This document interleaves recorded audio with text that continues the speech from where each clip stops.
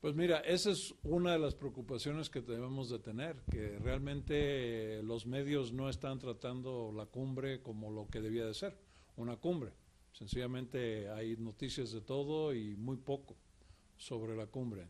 Entonces, volvemos a la pregunta que probablemente tomemos más adelante. Si los medios no le están prestando atención, ¿qué le falta a la cumbre para que realmente justifique la reunión de los tres jefes de Estados de América del Norte? El acuerdo de libre comercio entre los tres países fue para unir las capacidades técnicas de recursos, tanto técnicos, humanos, naturales de los tres países, para hacerse más competitivo frente a los mercados europeos y a los mercados asiáticos, lo cual no sucedió. Ahí fue donde no se aprovechó en su totalidad, porque al mismo tiempo que se firmó el acuerdo del NAFTA o el TLC, no se promovió de forma adecuada y miles de empresas y empleos se fueron a China en lugar de haber venido a México, en lugar de haberse compensado entre México y Estados Unidos. Entonces, el éxito que tiene el TLC hoy en día es a pesar de que no se vio una visión correcta de cómo integrar empresas, empresarios, mercados laborales y oportunidades en los tres países para que no estemos comprando casi todo chino hoy en día.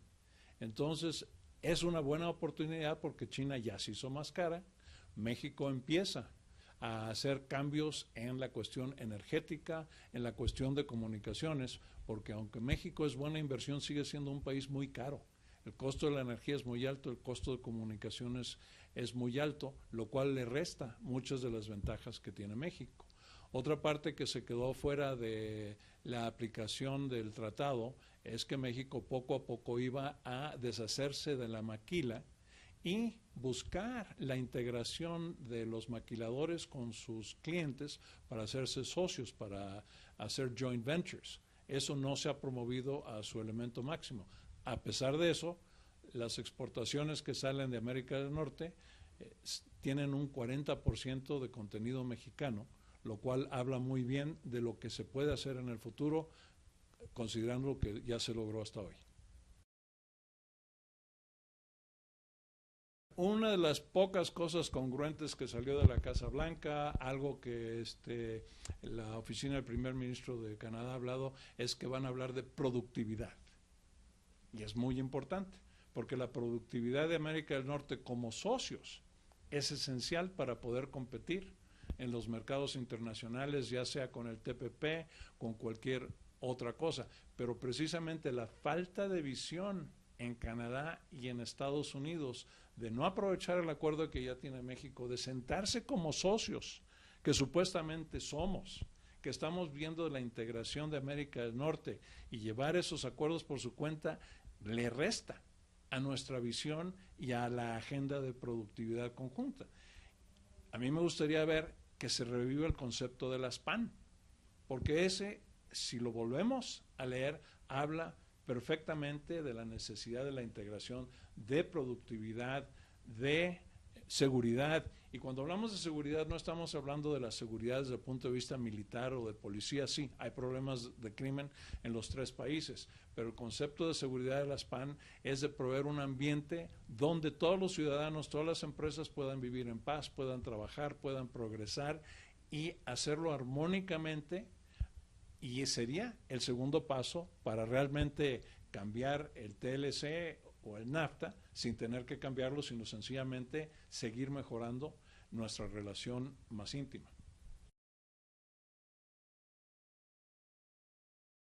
La frontera tiene muchos problemas que empezaron en mi país el 11 de septiembre, que hemos tomado una posición absurda en relación a cualquier cosa que tenga que ver con la frontera, especialmente con los políticos de mi Congreso, donde cada vez que se habla de la frontera se nos olvida que no sabemos geografía y pues si lo tomamos en su palabra, la mayoría de los miembros del Congreso, incluso a veces el presidente Obama, hablan de la seguridad de la frontera como si Estados Unidos tuviese una sola frontera y es la frontera con México.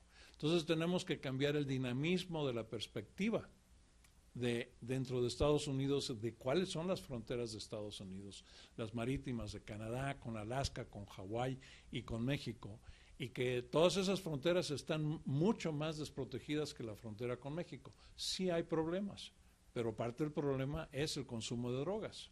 Cuando dejemos de consumir drogas, probablemente los carteles van a tener que encontrar trabajos honestos o buscar otra forma de ganarse la vida.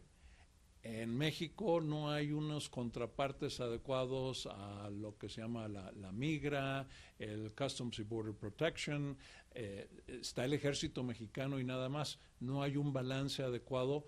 ¿Por qué? Porque también viene de Estados Unidos parte de las armas ilegales, no vienen todos de Estados Unidos, y viene el dinero del lavado, ya sea en efectivo o en alguna otra forma, que no se está parando de ninguno de los dos lados. Entonces hay que abrir ese diálogo de forma más amplia, tomando en consideración que el intercambio de mercancías, el intercambio de ciudadanos, de personas, de turistas, es más del 95% de lo que pasa por la frontera, pero en el argumento político lo vemos al revés.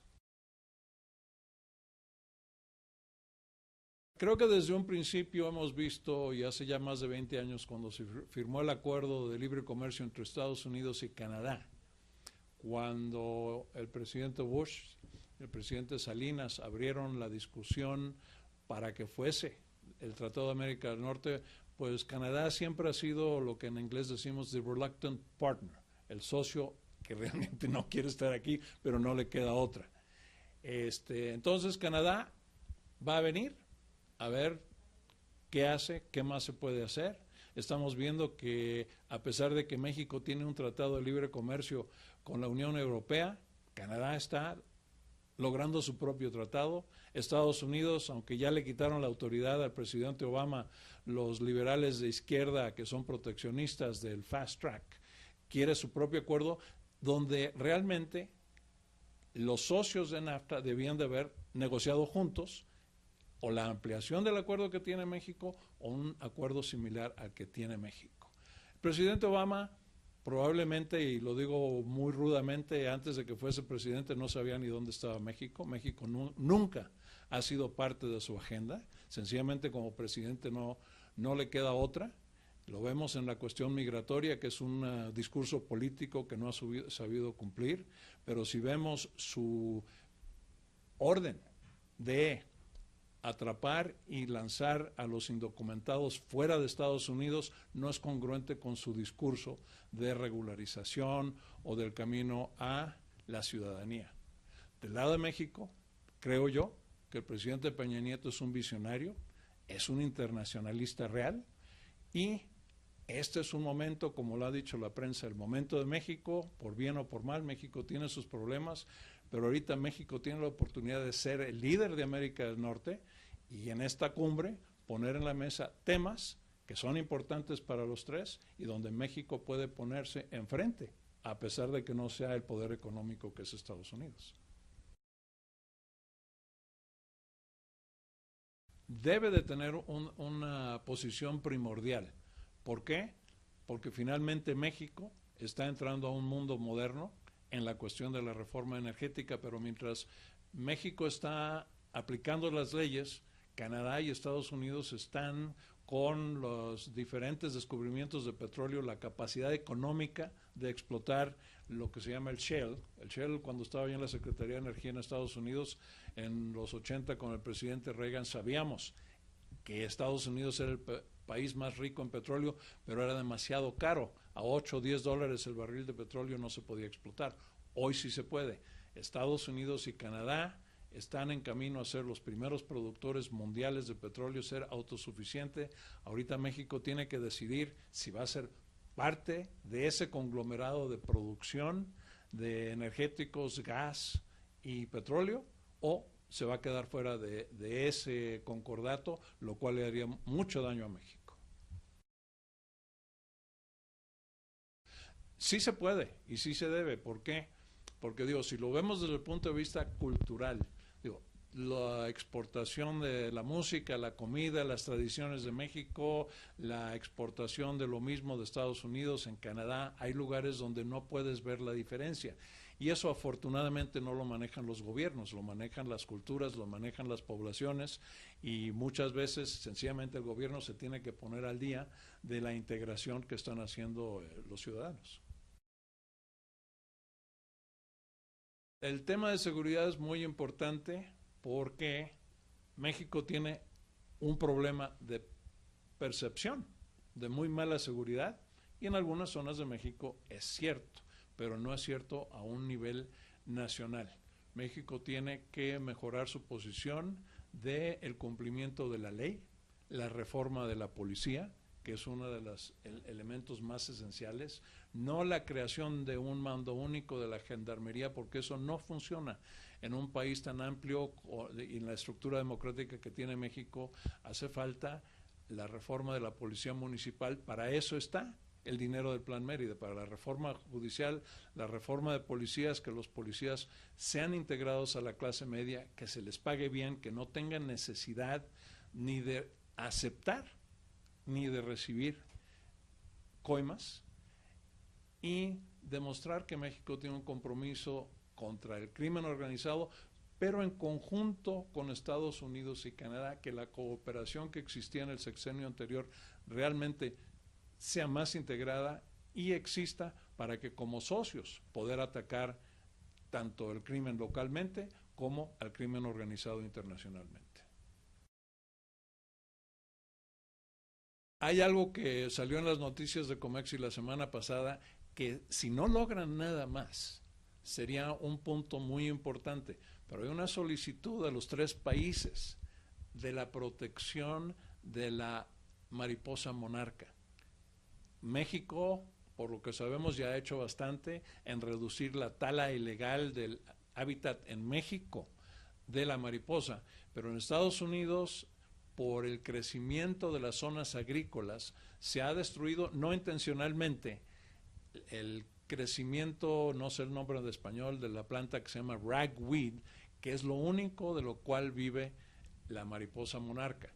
Entonces se está pidiendo que se llegue a un acuerdo para que en Estados Unidos y en Canadá se planten más semillas en las zonas no agrícolas, por las carreteras, por las zonas libres, precisamente para que la mariposa, que es probablemente el único ser viviente que realmente está integrado en Norteamérica, pueda seguir viviendo y pueda seguir prosperando.